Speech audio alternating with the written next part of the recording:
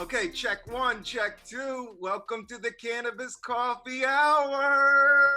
It's your host, Rob Cantrell, and I am an exciting episode, the dopest episode. I couldn't be more excited to have my friend on, all the way from California, from the last podcast on the left, from Your Face in Hell, from Adult Swim, Henry Zebrowski, everybody. Rob, I mean, you still have some of my favorite stand-up moments that I have seen over the years, because we are old school friends. It's weird when you start to like think about that time period. It's like we've known each other. We've been doing comedy next to each other since 2007. In my world, like because of Murder Fist, like you were one of the first comedians I knew that was like a stand-up. I was thinking about this, Henry, and I remember the time. I remember the first day we met, and I remember meeting you guys and just vibing with you guys. And I'd come from California, and you guys came up from Florida. But it was that Brooklyn brewery show. Do you remember this show? Yes, I do. I remember it. That was wild. Yeah. That was a wild show. That was like one of those, because it was like our sketch group. Because at the time, I think it was kind of fueled by, we were a big like pack of ugly dudes, right? We did comedy together. Like, and the only, we had one of the ladies in a group who just kind of was like, we didn't view her as a woman, unfortunately. And my sister was in the group. We didn't view her as a woman, so it wasn't like that. But we met another group that was all women, like another sketch comedy group when we first got together. And we started doing shows together, and it was mostly as a way to start bridging the gaps to, can we have sex with each other? Can we date? And that was like a pop-off show for everybody's mix-em-ups. I remember it's very specifically because we just got fucking hammered because we got all the free, because they basically paid us in beer. Yeah. I remember it wasn't that well attended, but we had a great time. I remember it was kind of vacant, and I was in between you guys, but I've done this before. I as anybody know, that Henry Zebrowski is one of the top biggest podcasts out there, last podcast on the left, but he originated from his comedy roots is in sketch comedy. Yes. He's one of the most punk rock, awesome sketch groups that I've witnessed in my life. We started out, we literally came to New York together, and we met, and I remember you and Ed and I went to the bathroom, and we were smoking pot in the bathroom of the Brooklyn Brewery. I missed it, man. I don't have a great memory, but certain. I wonder why. Yeah, exactly, dude. No, it was. This was just back in the day when you didn't have to go to comedy school to do comedy. Like, you didn't have to get a degree from some fucking school to do sketch comedy. So we actually just did sketch comedy. We were just boys who did shit together.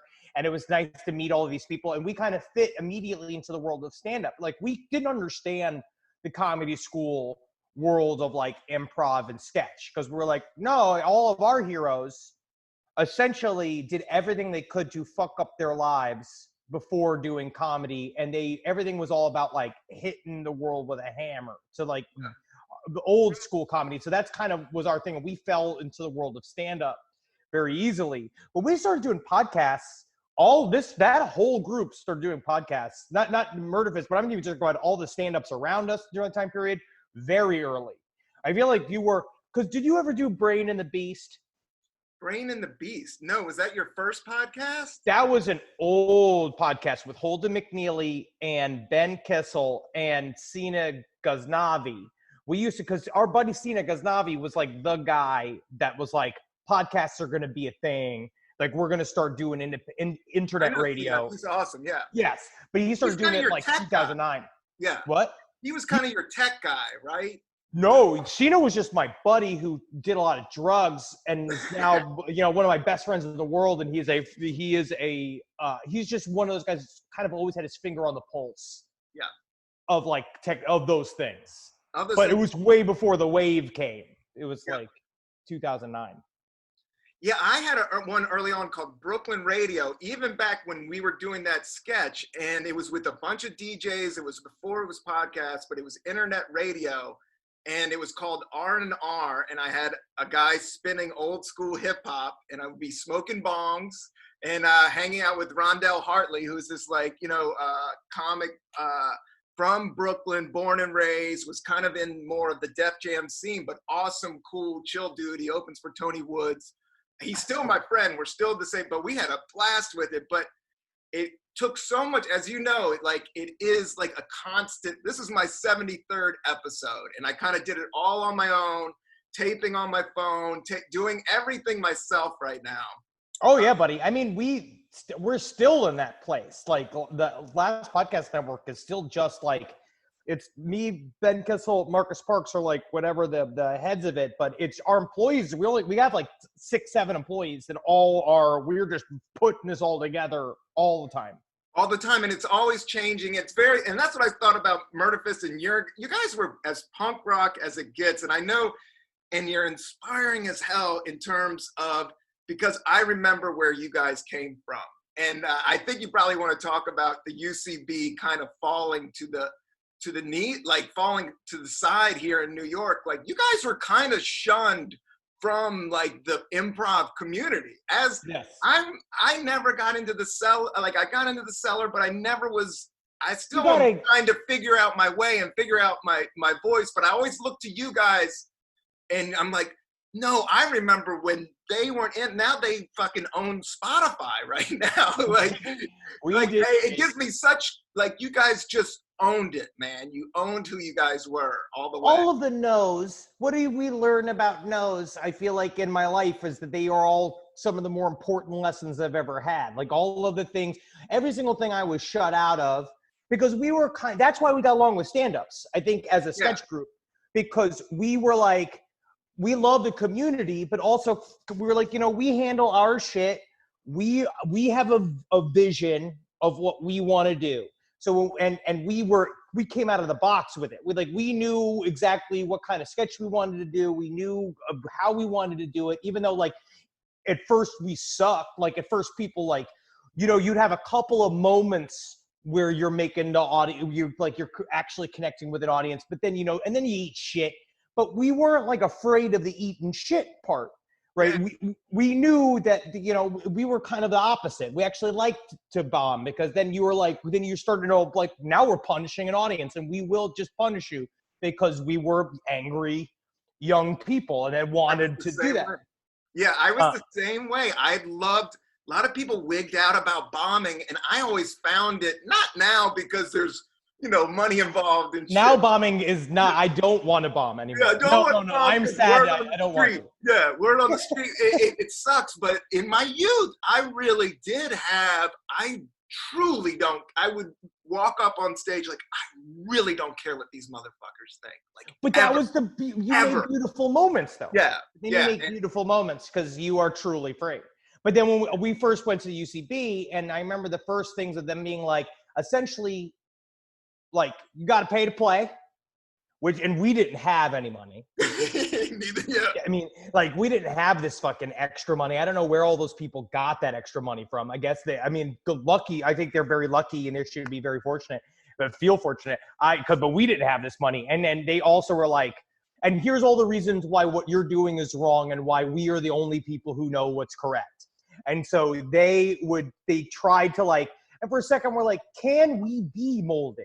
Like, can we go and listen? And then it just got to a point where like, fuck this. I don't need some guy with some balding man with glasses to just tell me what I'm doing wrong, where it's just being like, I don't know, man. I'm like getting laid and partying and doing a show. Like, we're already doing a show. Yeah. I actually don't need your stage. I don't have to have your stage. We have the rest of New York's stages because we had hacked it as a sketch comedy group because, when you're 11 people deep, we were getting booked just because we'd be an audience. I would say this about Murder Fist, and I think you'll agree. And I on this podcast, I talk coffee, I talk weed, I talk comedy, I talk a lot about music. But you guys were funky. You guys, I miss our funky ass days. You guys, that's all Ed as Larson. dark as you guys think you were, what I saw at that record store that we used to play, you guys would play Maggot Brain, you would play all this Funkadelic between the sketches, and they would go out into the audience and dance with the audience, dance with each other. Like well, we realized early on that sketch comedy death happens in the transitions. Where like sketch comedy, the reason why people hate sketch comedy is because it's boring and it's like bad theater half the time. Like you're sitting in a chair watching a thing, you know, the certain models, I'm not going to harp too hard, but certain comedy sketch models make it so it's specifically so you expect the ending joke, that each sketch has a solid premise and it's ABC. And it goes up the ladder, like it builds, and that's what a sketch is, and that's the only way it is, and people were used to that. So what we realized that we wanted to make it a full 3D experience. We wanted to really fuck people up. We wanted to have the transitions be really intense. But Ed Larson really was the dude that understood music in the way that he did, because he was a huge music head, and he was like my older brother for music. So he would give me music. And because we went to college with the organ player of P-Funk. And we knew P-Funk. P-Funk used to play at, George Jr. used to play at Ed Larson's house parties in Tallahassee. He actually got busted. That was George Clinton. That was the whole story.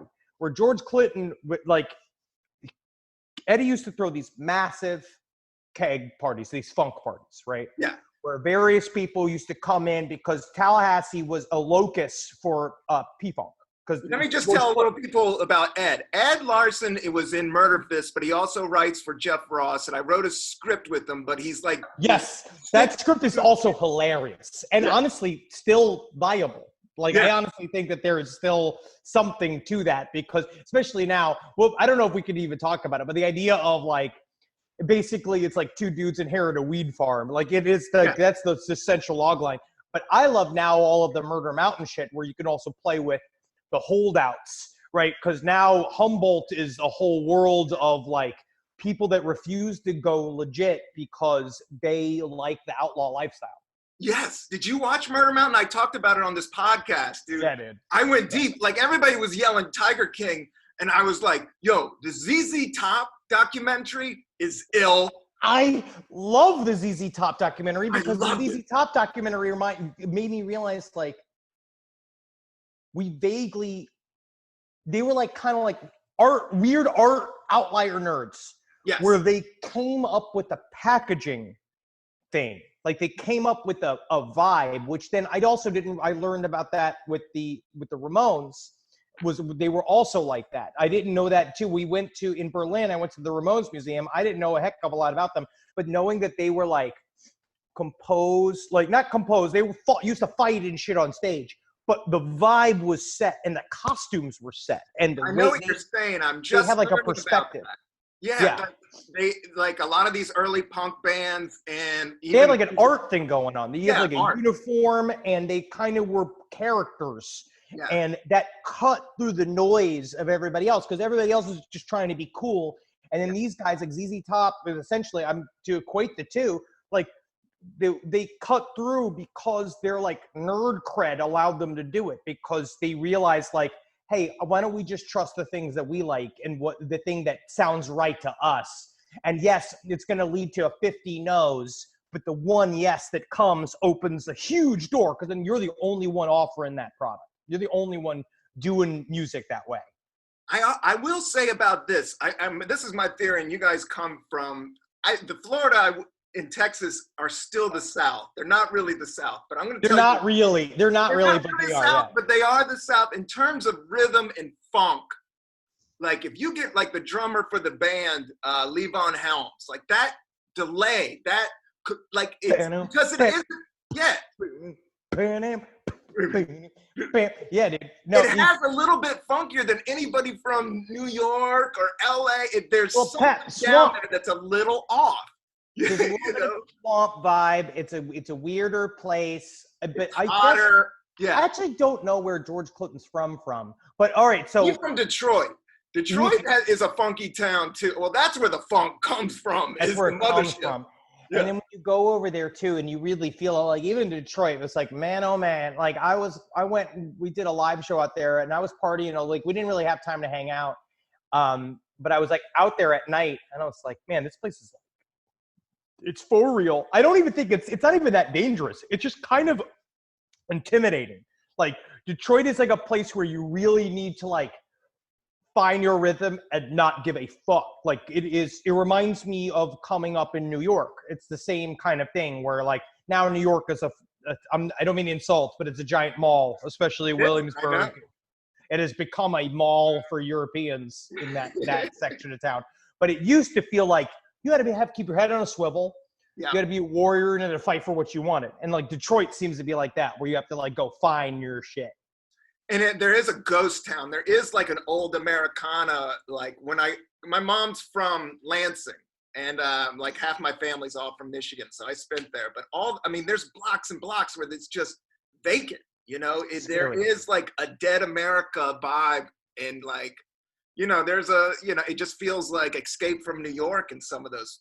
Like, there's so much potential. There's so much potential still, though. Like I feel like that because my wife's grandmother lives way up north in Michigan, so we'll go Upper Peninsula. Yeah. She lives out there. I love it up there. It's interesting. It is interesting. Straight up gnomes live up there. That's the Hildefyrk. Got the little hidden people, but also you can set the water on fire.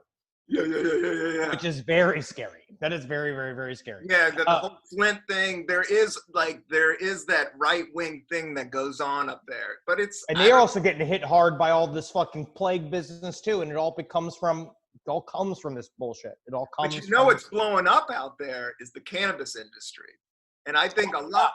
Yeah, and that's what this. I mean, not that it's the end on. I know everybody's like, "Oh, Rob, you're being cheesy," but I really think cannabis is a real industry that could save Detroit, could save the middle, could save the South. There's so many different avenues we could play with it. You're not going to get any words opposite out of me, dude. I think it's the thing that we're waiting for. I think it's it's just money sitting there. Yeah, money sitting there. It's money sitting there waiting to be taken by the stupid government so they can have it. It's like, it's there for you. I know that there's a lot of legs there, but mostly I think it's there.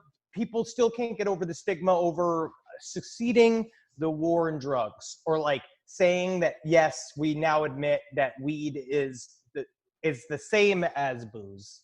Yeah. If not, I think it's better because I don't ever regret my actions after a night of smoking weed. Like I don't ever like, what did I say? Because, in weed, when I am feeling uncomfortable, I opt to not speak. Where with alcohol, when I feel uncomfortable, I opt to speak at a higher volume. Like I go up and over. And those are the nights when I come in being like, what did I say? Oh, yeah. Last night. Like, what did I do? Like, how did I take the blinders off? Inner Ric Flair. As soon as that booze gets you just start, woo! Yeah. It's kind of cool. You can get away with it from 18 to 25. But after 36? I'm at 36 now. 36 is when I get things taken from me. Yeah. 36 is when I go and there are now corporations involved that can get in there. I got a wife now that needs to she's kind of heavily involved in the things that come out of my mouth. You got a she's cat. Roped in. Yeah. Yeah. What would you say? What kind of coffee are you drinking there, my man? Is that your own? Boy, I'm going to do this as a fucking supreme ass plug. All right. There's a company called Spring Heel Jack Coffee it started as a fan of the show, and he sent me a bag of this coffee, and I fell in love with it. And now he's been sending me this shit. I swear to God, Spring Heel Jack Coffee is some of the best coffee that I've ever had. He sent me a cold brew setup. So now I'm making my own cold brew like a true Los Angeles fucking asshole. Yeah. I am got the but it comes in all different roasts. Are you grinding your beans? You got the electric grinder? I have one of those grind coffee makers where you pour the beans in the top of it and it grinds it into the basket. It's a pain in the ass because you have to clean it. You have to clean it and take all the shit out of it. So that's where, but man, it makes good coffee. And that's where I become kind of those are the things and that's truly what I have become it's not a snob. It's not a snob because I still drink Starbucks. I don't drink whatever the fuck's coming around, but like So, coffee and weed, yeah. I have to have at a certain level now, unfortunately. No, you can be a snob about things. And I was thinking about that because you're not a snob, you're not a douche, but there are times where douche levels have to be inserted, you know? If I meet you out, right, and I will smoke whatever weed you give me, I would never judge. Whatever weed anybody gives me for free, I love to smoke with whatever you got. I will do it. I do not care. But when it comes to me providing weed to me, I am going to make sure me is treated like a sexy lady that needs to be wooed, that my lungs need to be wooed and my lips need to be wooed by the stuff. And I think it's maybe because I'm a Satanist, like a little bit of like that. Like I need it to be kind of grand and I need it to be nice. Like I like it top quality. Yeah. Billy Wayne Davis gets me some of the best weed I've ever had in my life. Oh, wow. He grows it, right? Is that the gig? He had a little bit that he was growing, and the only thing about growing your own weed is the only time I've had really good homegrown weed from somebody in LA, it was from a dude that I did not enjoy as a person. Yeah. But he had it was like the opposite. Like he had a full like Walter White like setup inside of his home where it was an it looked like a fucking I don't know, it was scary, but he'd like, you want to come see my stash? He would put on a suit and he'd walk into it. And this is just a normal ass apartment he was renting, which he should not have been doing this shit. The whole other room was like turned into a grow house with aluminum, like that weird like insulation thing. And you go in there and it's like hit the front of the suit would like sweat up because it was hot inside of the room. Like that's alien technology. Yeah. It was literally like Bali. He made it exactly like Bali in there, whatever it is to grow that weed. But then he got me fucked up. It was like, because now I don't know if you suffer from the same thing I do, where it's like, I don't feel like I'm chasing the dragon of a high that I miss. Yeah.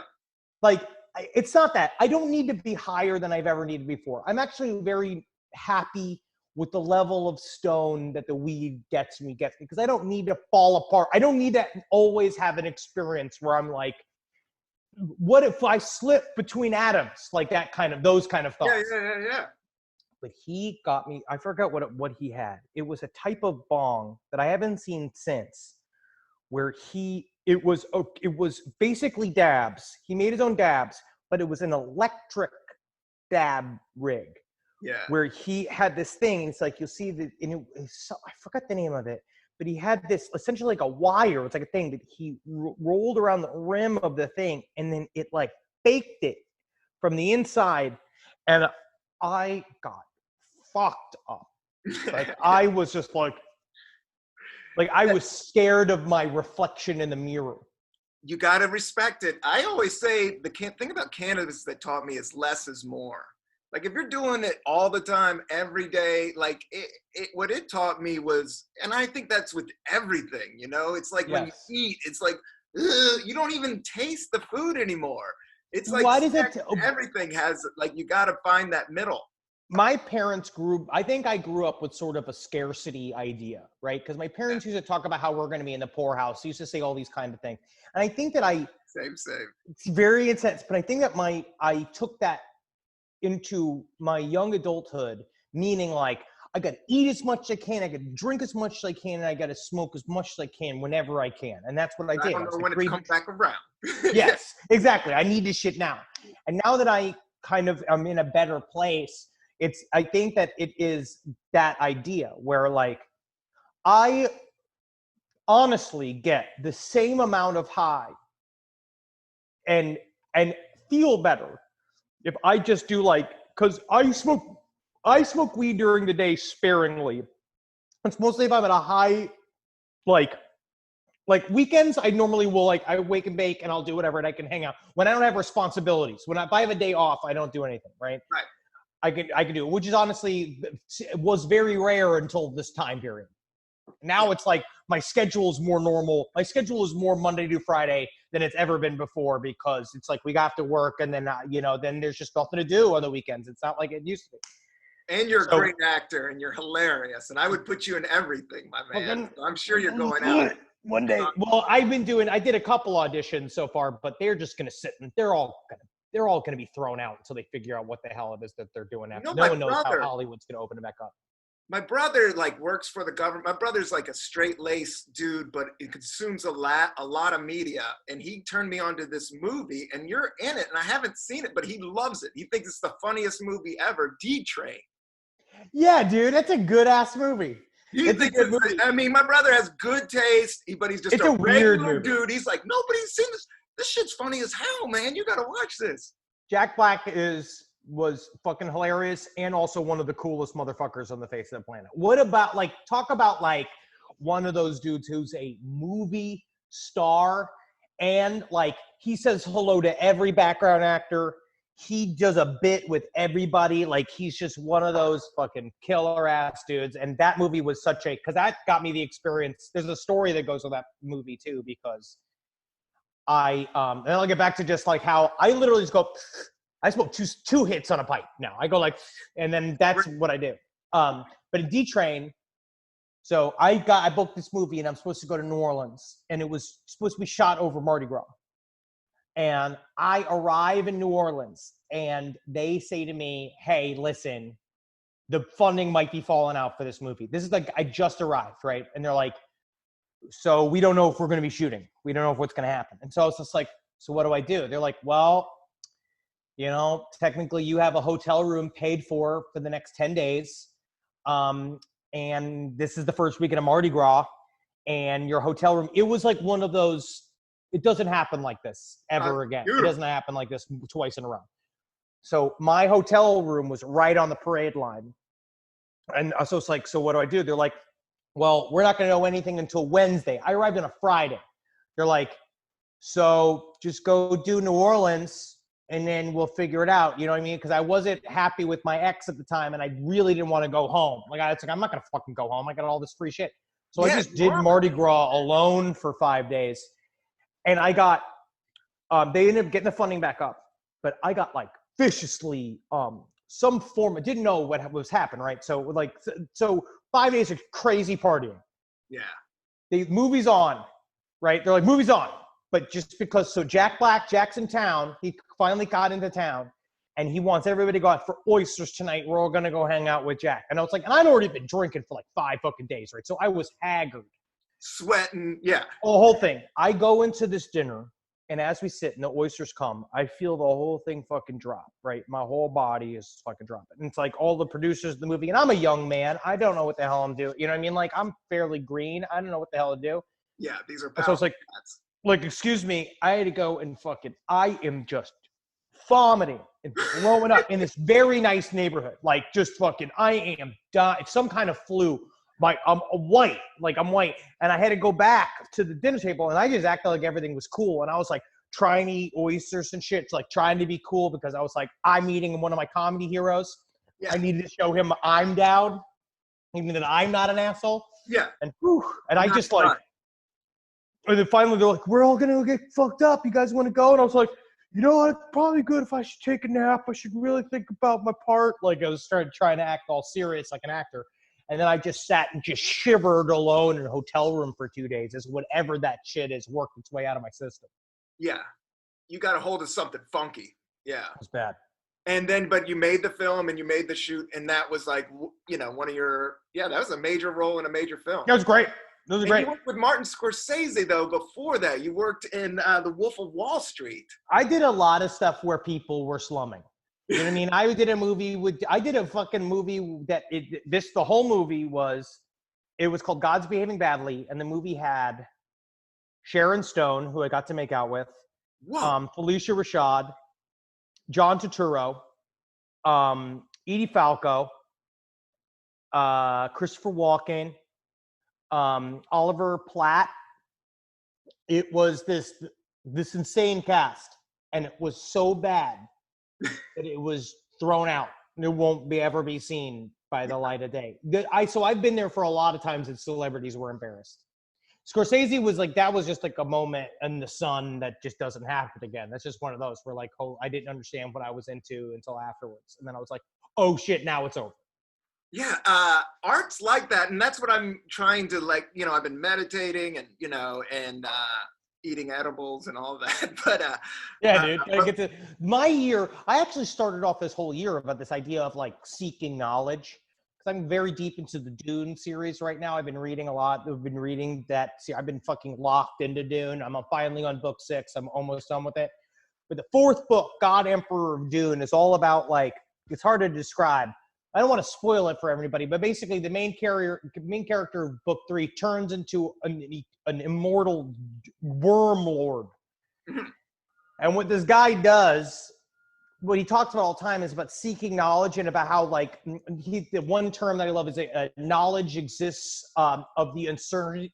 Knowledge is the uncertainty of existing on the blade of a knife, which is like this idea constantly of challenging yourself and opening yourself to new shocking information, new things that can hopefully change your purview.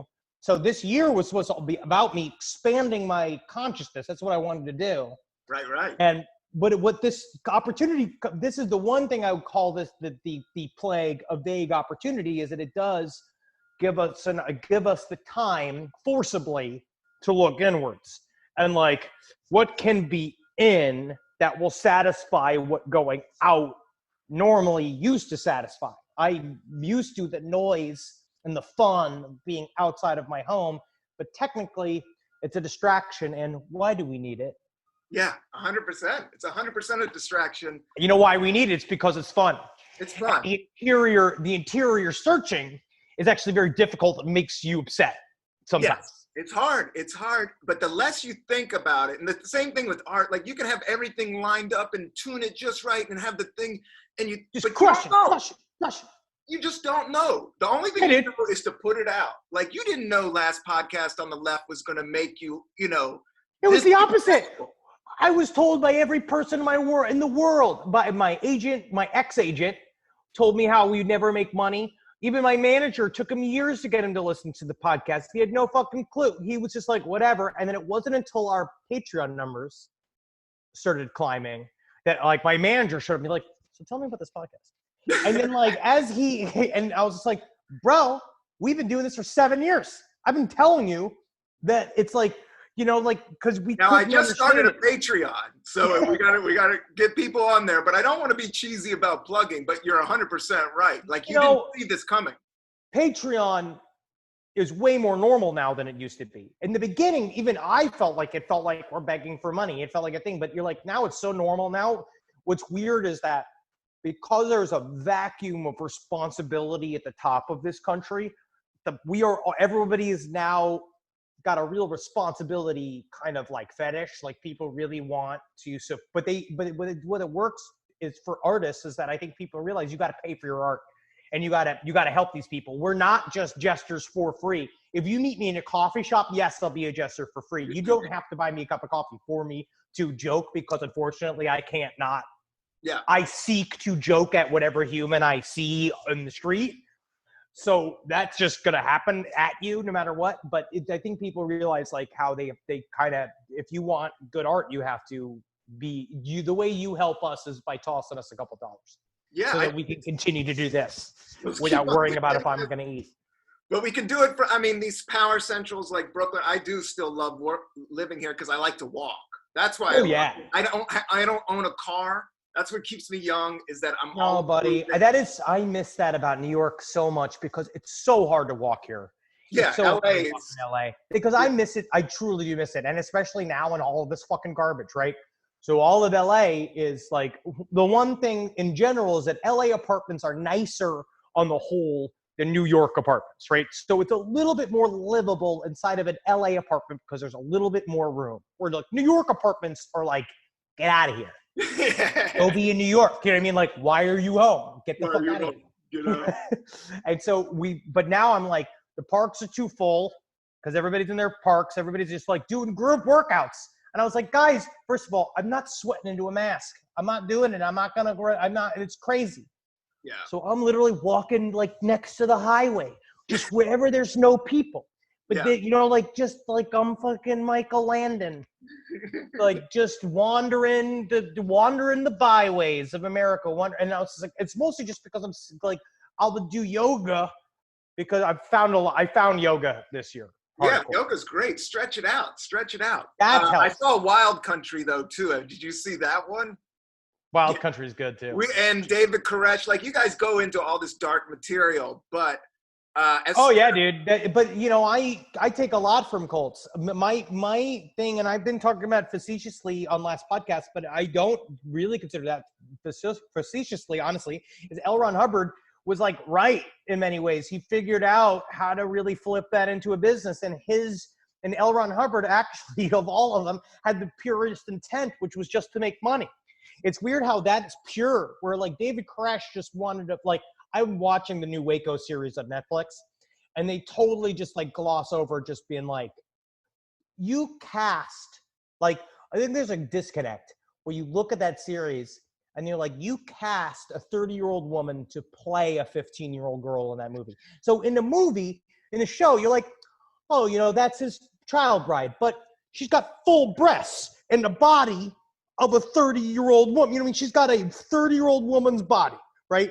But it's like, if you really look at his child brides in reality, being like, they were little girls and they look like little girls. And it's a difference. Like 11 and 12, 13. Yeah, I did some reading on it because I didn't want to watch it because I was like, I don't want to celebrate this dude. I like how you guys break down and kind of call all these guys losers and nerds. But I watch the hardcore stuff, so I have material for the show. And I, you know, I give them a little bit of, I know that they're trying to make a show. So in my mind, like, you just have to watch it and know, like, this is not a documentary. This is their fictionalized version of this story because they can't, if they want viewers, they can't have Taylor Kitsch with the little girl going like they just can't. No. It's not going to bring the right people, and you got to cultivate your audience. And I don't know if Taylor Kitsch, I mean, unless he was just like, well, I would make them for real, young. Like, if he was like that would be bad. You know what I mean? Because think about it. If they made it real, people couldn't handle it. People would be really, really upset. So you kind of have to sex it up a bit so that you watch it. Yeah, the thing about cults I'm trying to get my head around, and it's good, is I just been I'm trying to let go and not judge and not like, the thing about cults is, like, once you give somebody so much power, the more power you give somebody, the less you have. Well, it just shows there are stripes of humanity that get to a point where they feel helpless. Yeah. Right? They think, and these are marks for people that like to collect. A cult leader is not a cult leader without a cult. Yeah. You can walk around thinking you're great, knowing that Gaia told you that you are going to open up the 7 seals, right? Like, you can live in that knowledge. But if you don't have a group of people doing it, it's like does a tree fall in the forest if no one's there to hear it? You need somebody to be like, yeah, you. Yeah, nobody. You need people. So they gravitate towards people and can see it. They have that, like, that's kind of the sociopath kind of trait they have, is that they can see Terminator style the weakness in certain people, and they go for it. And there are people that have hit the wall in this country, right? This is a capitalist country. It requires you gotta be, unfortunately, a sociopathic grinder to make it sometimes. Like, sometimes you have to have upward eyeballs, and you have to have a lot of energy, and you need to believe in yourself, and it takes a lot of getting kicked in the nuts over and over and over again. And then sometimes you still just fail. You still just fucking bottom out, right? Because we don't believe in helping anybody here, because it's a country that we see where that brought us, right? Now that we're all home in our failed government, in a plague that could have been easily handled, and now we're all stuck home. And he tanked the economy. He tanked his own fucking capitalist economy by doing this, by his fuck up. His lack of experience got us to this point, and now he's destroying the economy. The thing that he didn't, I'm on a tangent now. I know, it's all ego, man. It's all ego. It's all ego, and that is why we are all here. See it. It's weird. I can see the reasoning, because he's so transparent that all of the reasoning is there. So you could see the reasoning why, because he realizes but now the depression that he was trying to avoid is not going to happen. So, and it's going to be on the next president, hopefully. But so people, there are a stripe of people that are just lost in that sea and lost in that grind and don't have the energy to do it. So they're like, yes, please take me and provide for me. Make, like, here, you're the leader. You're in charge. I love that you're in charge, because then you can tell me what to do so that I can have something to do with my life. But then it's not until at some point that you wake up and realize that what the agency that you've given over, and then the reason why people stay in cults is a lot of times is because if you have to then admit, like, especially if you've been in a cult for years, like decades, what do you do when you've, like, like the end of your whole personality, it's your whole thing. It's like you gave up so much. Heaven's Gate, right? We were talking about Heaven's Gate. Heaven's Gate was a livable cult with some dope shoes. They love those Nike headbands. Honestly, they are very cool, and you can't now they're like $500 a pair. Yeah. But if you go, that cult for like 20 years was like, were they weird? Yeah. Ugly haircuts? Yeah. They're super skinny, eating a lot of beans, all kind of shit. Sure. But things kind of chill, he was willing to. But then the moment comes and Marshall Applewhite is like, actually, I've been saying we don't have to commit suicide. We actually do. Yeah, it's the only way to get to the next level. We actually have to do it. You've been in this thing for 25 years. And then you're like, what do I do now? Yeah. Who am I? Who am I now? Like, I might as well, because if you commit suicide, if I have to leave this, where will I be? Yeah. It's programming a lot of with meditation and mantras. Like, I think it's a lot of the subconscious and and then your subconscious has been, controlled. You've been saying this over and over again. It's hard to break through. Cult leaders are not altogether always incorrect. It is because they tap into stuff like Scientology exercises and certain exercises like Heaven's Gate. We talked about the same thing. There's some very interesting mindfulness exercises, staying in the place. Like, there are things. Well, I think it's a community. What was cool was the Woodstock documentary and the hog farm. Do you know about Wavy Gravy and those guys? Yeah, I mean, that was like that hippie ideal, non-cultish, but kind of free love, give up the hierarchy, right? Dirt poor type of shit. Yes, they're living up and humble. But the thing is that those old cults, those old groups used to kind of live on a kind of we're all in the same plane, right? The whole point was to eliminate the hierarchies and live free, where these cult leaders are kind of doing it a Stalin-esque style of like, you'll all live under a perfect society under me, where you're all under one layer and there's only one above layer. There's just me. But then the problem is it consolidates all the power up to the top. And then once that guy decides he's fucking your wife because he had a dream that God decided it, and then it's like, do I leave the cult? Or is he going to kill me if I leave the cult? And if I try to leave? Big old bitties, yeah. Big old, full of milk. Yeah, full of milk. They're going to be full of milk. She's going to be so full of pregnant child. Yeah. So easily. And she's just like, old Tawny, 17 years old, waiting to be inseminated. You're like, that's my wife, though. Like, God has told me this. God has told me this. But I need to squeeze them together. I have to do it. Got to put them together. Got to put them between this. I have to sandwich my dick with it. That is what Jehovah told me. You know that Jehovah speaks only to me, Greg. It's actually your testosterone trying to get out, and we're savage animals. But in terms of bands, what about you? Like, did you ever, just to maybe end this on a high note and a funky note, what was your band like? I'm guessing, like, were you ever into jam bands? Did you ever go jam? There's a cultish thing going there. I flirted with the jam band world, especially in college. Yeah, be honest. You're old. My shit always was funk. It was funk and metal. Funk and metal were all my two favorites. Metal, I actually acquired more as I got older.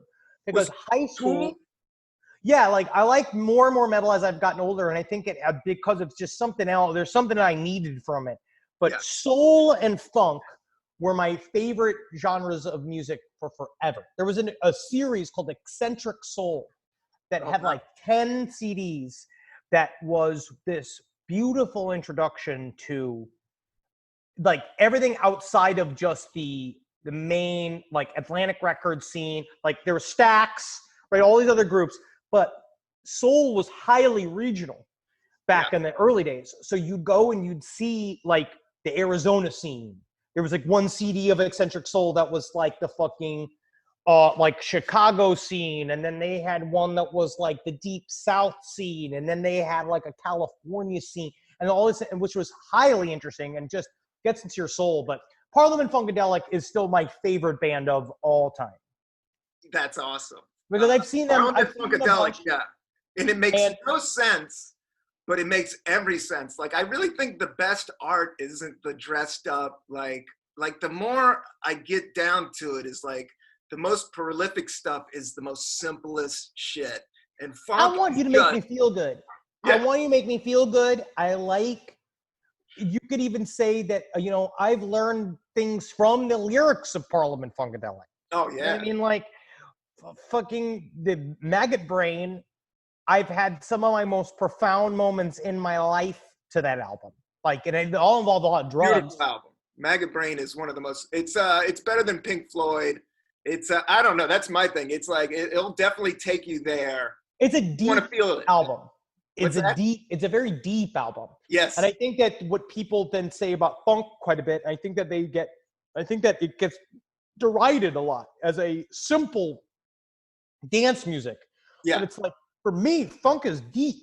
It's deep. It's soulful. It is. That's what I find interesting that you just said that you like metal but you were into soul. Whereas metal, I grew up with metal, like I grew up in DC, it was all funk, go-go, Chuck Brown. Yeah. So I got that. So I learned that. And then I went deep Southern Virginia. I was in a town of Appalachian Mountains of 5,000. I grew up with hardcore metalhead rednecks. Like the dude across the street, Jeff Sherlock, played in this band called Nosferatu. And they opened up for Metallica. They were the speed metal. He was my dude. Like he would just be in the front yard doing nunchucks and still play speed metal. And he had Ninja Stars, Soldier of Fortune magazine, had the cut off camos.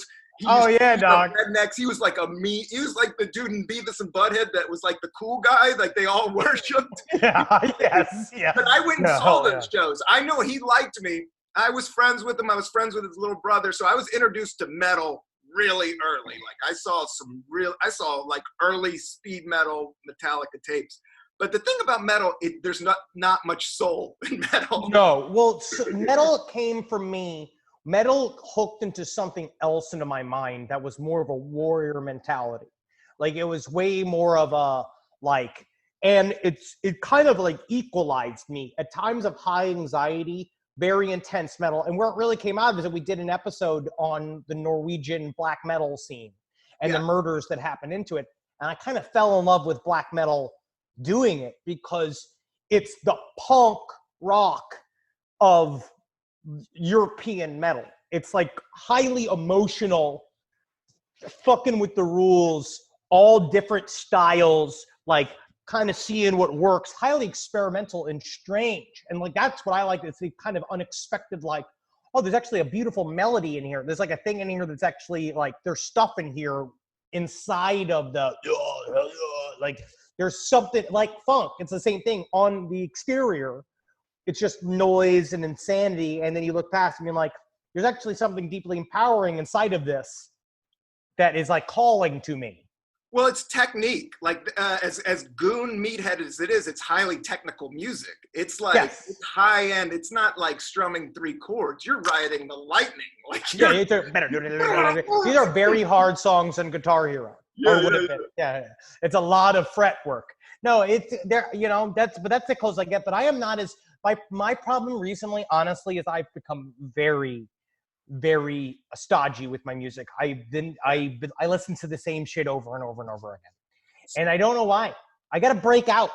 I had Marcus. Did you listen to anything? No, I listen to this. I'm in a loop of Tom Petty and Grateful Dead, and then a lot of funk. Spotify does help me. It does, because it breaks. It's weird how it does break you out. It does break you out. I have to say, as people who say, you know, corporate whatever or algorithms are evil, it's like it does. The app works. Yeah. And what does it do? For me, I feel like yes, we need to start looking at data differently. I think people are very concerned about like people saying, "Oh, they know my preferences. They're stealing my data." Data is natural radiation from our actions on the internet and in life, right? We need to start understanding that data is, there's nothing you can do. You create data with every single thing that you do. And it's about how, yes, are they going to harness it in ways both good and bad? Yes. You telling me a music that you think I'd like for my behavior and you being shockingly accurate to me is technology working. I was being like, thank you. Thank you for showing me something. I don't need it to be like, we think your wife is weak and she needs to go. Like if it becomes like that level, then you're like, that's bad. Because that's bad. But it is just the facts. And that's the thing about computers. It's not, it's just the facts. The same thing with COVID, like this whole COVID-19, like, dude, you can say right or wrong or Democrat, Republican. We just need the data. We need the data. And then we need data so we can figure out our next move because nobody has been here before. And nobody is making the right move. No one's, because again, there's a vacuum of leadership. We got nobody who's really telling us what to do. Everybody's saying different shit. So we're all just like, blah, blah, blah. I have reached total exhaustion with even reading information about it. I'm like, I wear the mask, I wash my hands. I'm just going to fucking deal this until this fucking over. There's nothing I can do. Yeah, that's the truth. That's the truth. Well, Henry, thank you so much for being on the Cannabis Coffee Hour. Is there anything else you want to tell the good people out there? Like I got so much out of you, and I don't want to keep you all day because I know you're busy and you guys. No, dude, it's so much fun, man. I love talking with you, buddy. I miss you, man. Last book on the left. Check out our new book.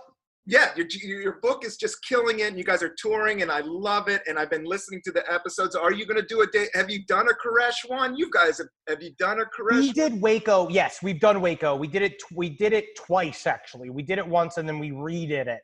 Yeah, they're coming back out, and I'm like, let's not celebrate this dude too much. I think we should celebrate you guys for bringing out the data. Like literally, you guys bring out. The and data. Also. People are just fascinated. People are fascinated with cults, which I get because they are highly, highly fascinating. I honestly don't think that Waco really does much to sell. It doesn't celebrate it. It just doesn't fully like you like David Koresh a little bit too much in this show. Like they want to like him a little bit too much, and you're just like, but I know the truth, so I am not like affected by it, but hopefully it leads more people into doing independent research. Just a quick shout out. I'm drinking coffee because it's the Cannabis. I'm drinking Brooklyn Roasting Company. Did you ever? I remember absolutely. Yeah, this is the only can. I went to the bodega, but they had 3D and it's deep and dark and pops out. Is it good? Pulls you in. Yeah, this is for you. It's good. Oh, this is good beans. I would say Stumptown. I love Stumptown. I'm a douche when it comes to coffee in some senses. Like, it's hard to beat Stumptown. I like Intelligentsia. I like that. Yes. It's good and light. Too deep, but it's good. It's good, but that's what's weird is that I've got I have a very lucky scenario where like my Spring Hill Jack coffee man is fucking sending me premium ass beans, man. I'm getting fresh ass beans. Where's he from? Where's he? He's up in Ohio. In Ohio? Yeah, man. He's great. He's fucking local business. Him and his wife. Running shit. He comes from a long line of bean roasters. You know where he gets his beans from?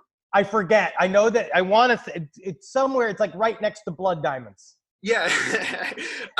You can get it. Just because of this podcast, I've been getting deep. But you know what's fascinating? Just to get the word out and that I find fascinating, because coffee is the same as like, it's a little bit more difficult than to grow cannabis. Like you need elevation, but then you also need heat.